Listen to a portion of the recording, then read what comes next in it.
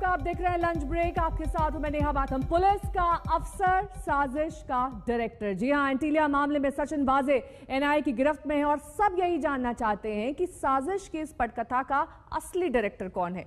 सचिन वाजे के खिलाफ हर रोज नए सबूतों का मिलना और उनका खुलासा होना। उन्हीं सबूतों में से एक है 17 फरवरी का एक सीसीटीवी फुटेज जिसमें सचिन वाजे मनसुख हिरेन के साथ दिखाई दे रहे हैं।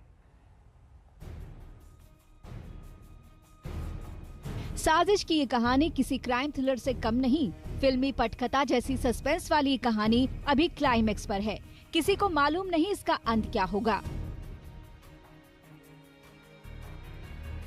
इस कहानी के केंद्र में है एपीआई सचिन वाजे, मुंबई पुलिस का एनकाउंटर स्पेशलिस्ट, जिसकी हनक ऐसी थी कि वो अपने विभाग के बॉस की जगह सीधे पुलिस कमिश्नर को रिपोर्ट करता।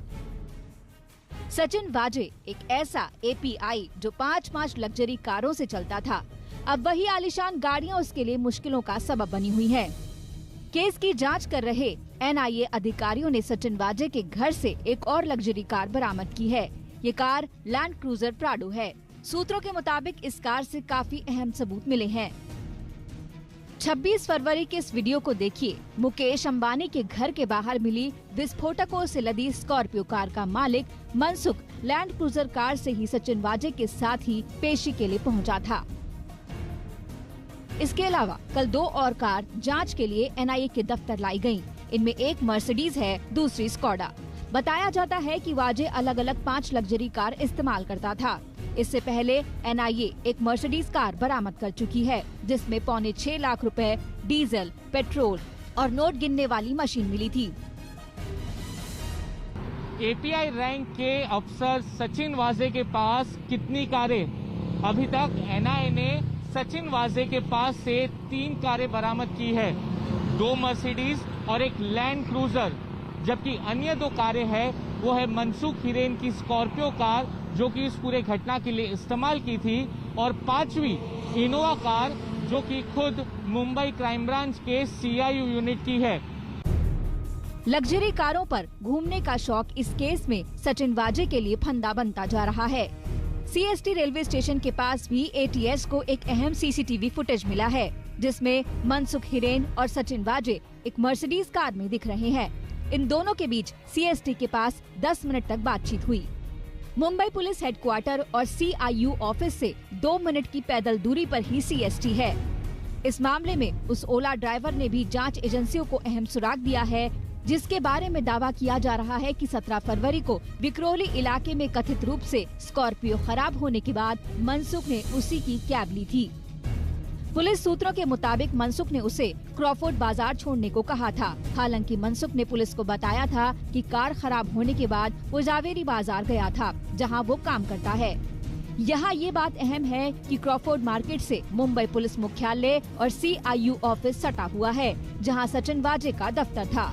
ओला ड्राइवर के मुताबिक कैब पर सफर के दौरान मनसुख हिरेन को 5 कॉल आए और वो उन्हें सर संबोधित कर रहा था। माना जा रहा है कॉल करने वाला शख्स सचिन वाजे था।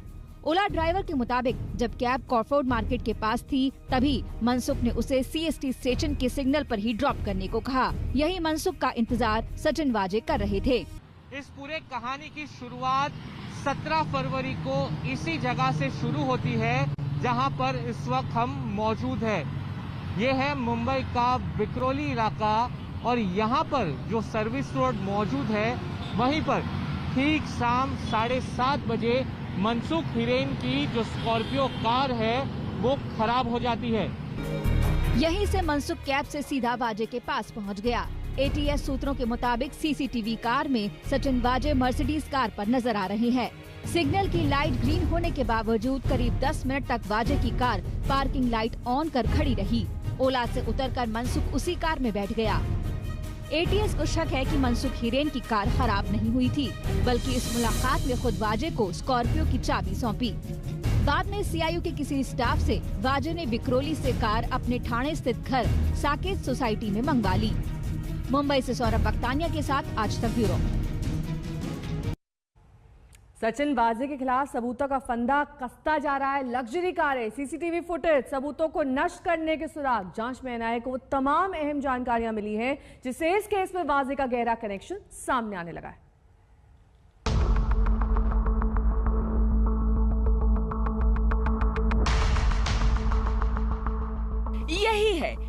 ठाणे की वो साकेत सोसाइटी जहां एनआईए के शिकंजे में आने से पहले सचिन वाजे रहते थे। मेरे ठीक पीछे है ठाणे स्थित साकेत सोसाइटी और यहीं पर सचिन वाजे का घर मौजूद है और यहीं पर इस पूरे मामले से जुड़े हुए कई सारे राज दफन है। सबसे पहले तो मैं आपको बता दूं कि एनआईए को ये शक है कि मनसुख हिरेन की स्कॉर्पियो कार 17 से 24 फरवरी के बीच में यहीं पर रखी हुई थी। साथ ही जो अन्य कार सचिन वाजे इस्तेमाल करते थे वो भी यहीं रखी हुई थी। 25 फरवरी स्कॉर्पियो और इनोवा का सीसीटीवी। जी हां, एनआईए को शक है कि जिस स्कॉर्पियो से 25 फरवरी की रात जिलेटिन की 20 छड़ें मिली, वो कथित रूप से 17 फरवरी को चोरी से लेकर एंटीलिया के बाहर लावारिस हालत में मिलने तक सचिन वाजे के घर में ही थी। सीसीटीवी के इस तस्वीर में एक इनोवा कार नजर आ रही है। बताया जाता है कि स्कॉर्पियो का चालक इसी इनोवा से वहां गया था। ये Innova car Mumbai police crime branch की CIU यूनिट की है। मुलुंड नाके से उस रात 1:20 पर इनोवा कार आई थी और 3 बजे के बाद वापस चली गई। पूरे घटना का सबसे महत्वपूर्ण सुराग पुलिस को मुलुंड टोल नाका से मिला। इस वक्त हम मुलुंड टोल नाके पर मौजूद है और इसे मुंबई का एंट्री और एग्जिट पॉइंट भी कहा जाता है। जो इनोवा कार स्कॉर्पियो कार के साथ मौजूद थी वो इसी के टोल नाके के सीसीटीवी कैमरे में कैद हो गई। ये सीसीटीवी फुटेज इस केस में अहम सबूत बनकर सामने आई है। इसके अलावा भी कई ऐसे सबूत हैं जिससे वाजे के गले में कानून का फंदा और सख्त हो सकता है। इनमें अहम है एंटीलिया के पास का सीसीटीवी का ये वीडियो। इसमें एक शख्स लंबा कुर्ता पहने और सिर को कपड़े से ढके चलता हुआ नजर आ रहा है। माना जा रहा है कि ये सचिन वाजे ही है। सूत्रों के मुताबिक वाजे ने उस रात 2 कुर्ते का इस्तेमाल किया। एक कुर्ता वाजे के घर से बरामद हो चुका है, जबकि दूसरा कुर्ता जलाकर मुलुंड में तालाब के पास फेंक दिया। सूत्रों के मुताबिक क्राइम में वाजे का एक साझेदार भी एनआईए के हत्थे चढ़ा है। वो उस रात वाजे की कार ड्राइव कर रहा था। सूत्रों के मुताबिक वो मुंबई क्राइम ब्रांच का ही अफसर है और एनआईए उससे पूछताछ कर रही है। लेकिन एनआईए को सचिन वाजे के खिलाफ सबूत पेश करने के लिए एक पुख्ता गवाह की जरूरत होगी। इसके लिए एनआईए की नजर सीधे CIU API रियाज काजी पर है। बताया जाता है कि ये काजी ही है जिसने झांसा देकर वाजे के घर साकेत सोसाइटी से सारे सीसीटीवी फुटेज हासिल कर दिए और सबूतों से छेड़छाड़ की। एनआईए उससे पूछताछ कर रही है, उसे गवाह बनाया जा सकता है। तो साजिश की कहानी एनआईए के पास है। सचिन वाजे एनआईए की गिरफ्त में है। इस केस ने मुंबई पुलिस के कमिश्नर परमवीर सिंह की कुर्सी छीन ली। वाजे का साथी API रियाज काजी और एक अन्य पुलिस वाला शक के दायरे में है। तो केस के असली सूत्रधार का अब तक कोई अता पता नहीं है। मुंबई से सौरभ अख्तानिया के साथ आज तक ब्यूरो। सचिन वाजे मामले में अंजाम क्या होगा ये तो वक्त बताएगा, लेकिन इस केस में बड़ों की बलि शुरू हो चुकी है। परमवीर सिंह को पुलिस कमिश्नर के पद से कल हटा दिया गया। अब बात राज्य सरकार को बर्खास्त करने की मांग तक पहुंच चुकी है।